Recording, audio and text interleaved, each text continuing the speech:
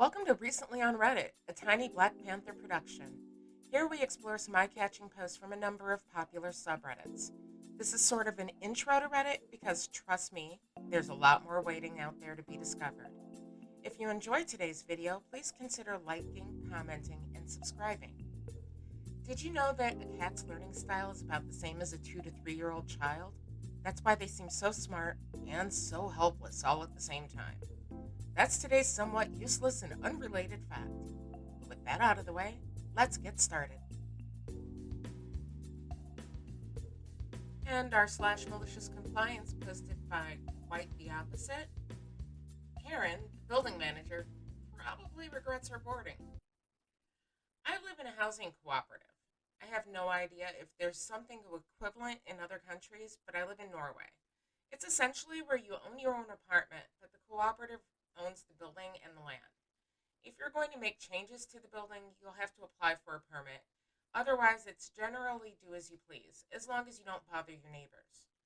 Anyways, I put up a small greenhouse on my private patio. As many others had done, but not this exact type.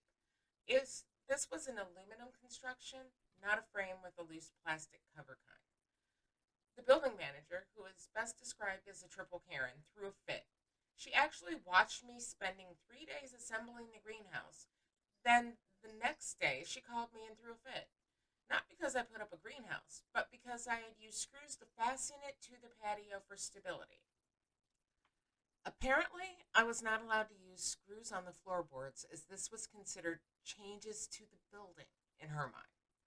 And I had destroyed the floorboards. Never mind the whole patio was built with, wait for it, screws through the floorboards. Screws in the wall were okay, she told me, in response to me asking about why she'd put up shelves on her patio herself, but not the floorboards. Apparently, the difference was monumental, and everyone should just know this intuitively. Nowhere, literally nowhere, does it say fastening things to the floorboards or putting screws in the floorboards is not allowed. Not in the house rules, not in my contract, or in the National Housing Cooperative's law. But she was furious I had done this. I took a deep breath. As I am quite creative, I immediately thought of a workaround. I'll just put it on wheels then. I made a big number of saying that fastening was essential because otherwise the greenhouse would not be stable enough to withstand wind. She said she understood this, but I had now ruined the co-op's property. And this was a really serious matter. She told me to send an application for a permit to see if she could find a way to get approval from the board. But she could not guarantee I can keep it, she said, with the fakest of sympathies. So I sent the application with photos saying what I had done and that I didn't think I had to apply to do it, as I had never considered putting a prefabricated greenhouse in would be seen as changes to the building. My application, of course, was rejected as I had anticipated. But she worded the rejection exactly as I hoped she would. I was not allowed to put in a fastened greenhouse, and she probably thought she'd been clever when she included that I was not allowed to put the greenhouse in my front lawn either. I had worked the it needs to be fastened to be stable angle hard because I hoped she, as the Karen she is, would fall for that reverse psychology. So I proceeded to put the greenhouse on wheels. I made a frame from 2x4s and put 8 small furniture wheels under the frame. I then lifted and screwed the greenhouse onto the frame. I put some boards on the sides just above ground to stop the draft. Boom, mobile greenhouse. I can slide it all over the patio. I put some hooks in the walls and used transport straps to secure the whole thing to the wall for stability. The walls were okay to put screws in, remember? So in effect, my greenhouse is now in the exact same position, 4 inches taller, and with ugly blue ribbons tying it to the wall. And the patio now has 22 open screw holes ready to be filled with rainwater in the fall. But oh well, as she's repeatedly told me, it's not my patio. Then I sent an orientation email to the building manager with photos and videos of this sliding greenhouse, with the rest of the board members on copy, where I explained in detail what I had done and how every step was in compliance with the rejection email I had received, which I of course included. I said the greenhouse was now to be considered a piece of mobile patio furniture, just like my sofa and chairs were, and that I now considered this subject to be a closed matter. I have not heard a single word from any of them. It's been over a week. I think I got her. I can't imagine she'll find a loophole that lets her legally dictate what patio furniture is allowed and not in the co op, since the patios are stated to be for every apartment owner's private usage. But when Christmas comes, I'm planning to decorate the greenhouse with lights. Make it pretty.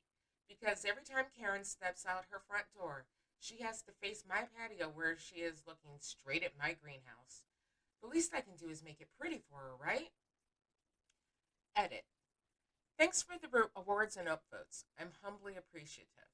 Some background. I'm 39 female. I've lived here for 10 years without a single complaint. Karen is the new building manager.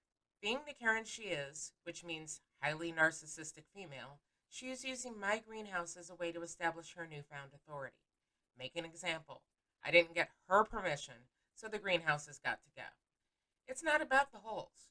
It was just the only argument she could use to get me to take it down, especially since I had argued hard that it needed to be fastened for stability. And I am going to take care of the holes. I'll either fix the holes or change the few damaged floorboards. And I told her this on the phone. The damage is no big deal either way. The greenhouse is my therapy. I suffer from PTSD, so keeping my therapy is kind of a big deal to me.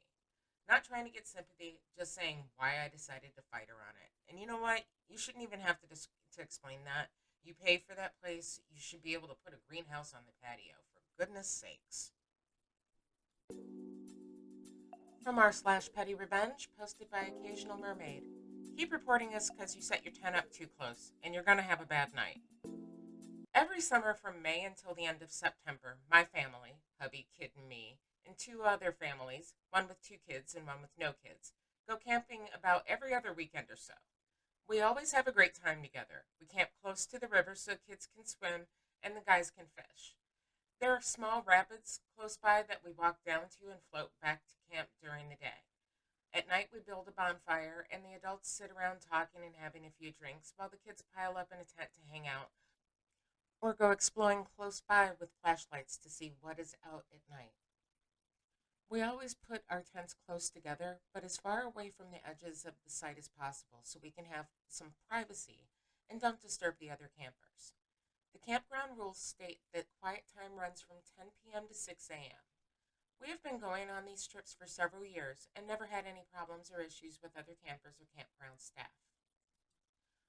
Over this past summer, we were camping and someone pulled into the campsite next to ours pretty late, maybe 7, 8 p.m., but set their tent up on part of our site and immediately went into their tent. They had a kayak on their vehicle, and we assumed they were going to have an early morning, so we didn't say anything about it to them since it was late, dark, and we didn't think it was a big deal. Fast forward to 10:05, and someone from the front desk comes to our site and tells us they had a noise complaint about our site. The guy said the staff making the rounds didn't hear us or feel we were being loud, but since they had someone call up there, they had to come talk to us. We apologized for any issues we may have caused and agreed to be quieter in case we were disturbing anyone. Maybe half an hour later, the guy comes back and says they had another call and asks if we have heard any other people because he couldn't hear us until he got past our tents and thought maybe the complainer was accusing the wrong site. We kind of look around because we haven't heard anyone else. There's a few other sites with people sitting around fires, but we haven't heard anyone. However, as we were glancing around, I noticed that our site neighbor is peeking out their tent at us, talking to the groundskeeper. When he saw me looking, he quickly ducked back into his tent. His tent on our site and basically dry humping our tents, which is probably why he could hear us so easily. After the groundskeeper left, I decided to look up the campground rules and nothing about lights out, just quiet time. So I took one of our super bright shop lights and moved it as close as possible to their tent, turned it on, and left it shining like a spotlight on their tent all night long. The next morning when we got up, they were gone. We were there for 5 more days with absolutely no issues. And this story reminds me of the phenomenon that always seems to happen to me where I'll arrive at a store and find a nice parking spot with no one else around me, and the heavens open up and the angels sing, and I get my glorious spot with just so much space. And I come out of the store and find that everybody has decided to cluster around me instead of utilizing the rest of the parking lot. It's a phenomenon that I've yet to understand. From r/malicious compliance, posted by Reverend Bull. Student emceed me, and I couldn't be prouder. I used to teach intro to college courses, freshman sessions where we go over study skills and campus resources and how not to drive yourself nuts. Fun class to teach, especially for me. I love deconstructing classroom norms. I usually started every semester in street clothes with a backpack, hiding among the students and complaining about the late professor. Once, for an exam, I offered the students any resource they wanted. After all, I had made the test to be about interpreting information rather than memorizing it. Bloom's taxonomy, don't you know? If they could look up a term, they'd be able to better reason their way around it. Most brought books and notes. A few brought laptops and note cards, etc. One student, however, came to my office hours right before class. Student: Mr. Reverend Bull? Me: Yes, what can I do for you? Student: If I didn't have access to a resource, you'll help us find it, right? Like in that library literacy unit we did? Me not catching on yet. Of course, that's what I'm here for. Student: You said we can have any resource we wanted for the test, right? Me thinking nothing of it and expecting an open book reassurance or something of the like. Yep, that's what I put in the syllabus. What are you thinking? Student: Great. I'd like the answer key to the test, please. I had to take a second and then just grin, proud as I could be. I pushed them all semester to think outside the box and carve their own way. And this audacious little punk came up with the perfect plan. He got his answer key, and because I had also allowed the group work, the whole class got it.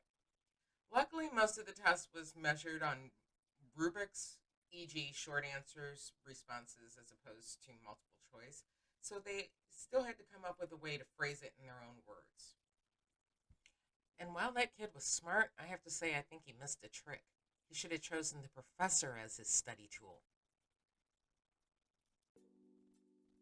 So you may have been wondering about that random fact from the beginning. It occurs to us here at Tiny Black Panther Productions that everyone can use a little random knowledge, and we like to share ours. If you have any random tidbits you'd like to share with the world, please drop them in the comments below. I'll read them out in the future episodes completely at random. Just be sure they're accurate, please. And with that being said, I'd like to thank you for joining us here on Recently on Reddit. Please comment, like, and subscribe. All comments will be read and considered, as it's our goal to get better at entertaining you, good viewers. Again, thank you for watching. Bye-bye for now.